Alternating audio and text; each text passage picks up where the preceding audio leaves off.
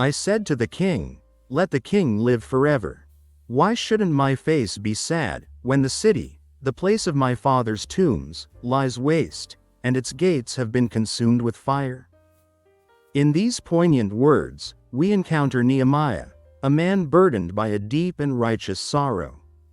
His grief was not a personal indulgence, but a sacred anguish born of profound love for his heritage, his people, and the holy city of Jerusalem. To Nehemiah, Jerusalem was more than just bricks and mortar. It was the heart of a covenant, the resting place of his ancestors, and a symbol of God's presence among his people. To see it in ruins, its gates burned, its defenses shattered, was to witness the desolation of a sacred trust, a testament to brokenness and despair. This lament echoes through time, inviting us to reflect on the places of desolation in our own lives, our communities, and our world. How often do we, too, observe something precious, a vibrant faith, a sense of belonging, the purity of a generation, lying waste, its protective gates consumed by the fires of indifference, despair, or moral decay? Perhaps it is the city of our own soul, where good intentions once stood tall, now laid low by neglect or sin. The place of our fathers' tombs might represent the spiritual foundations passed down to us, now appearing fragmented or forgotten.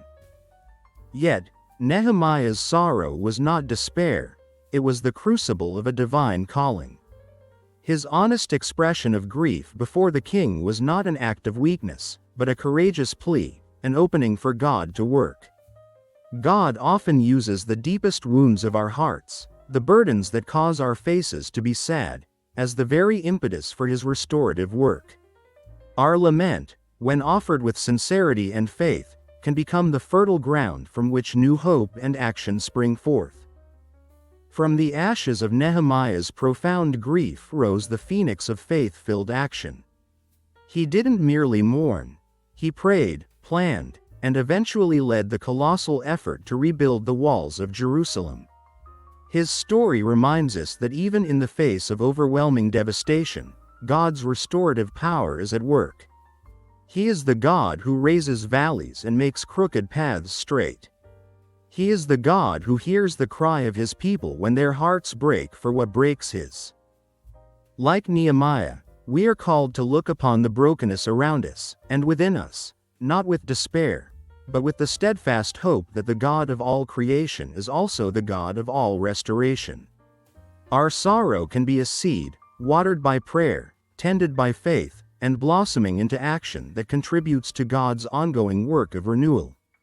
May our faces, too, be moved to sadness by the desolation we see, spurring us to seek God's face, trust his power, and participate in the rebuilding of all that lies waste, transforming ruins into places of beauty and gates of praise.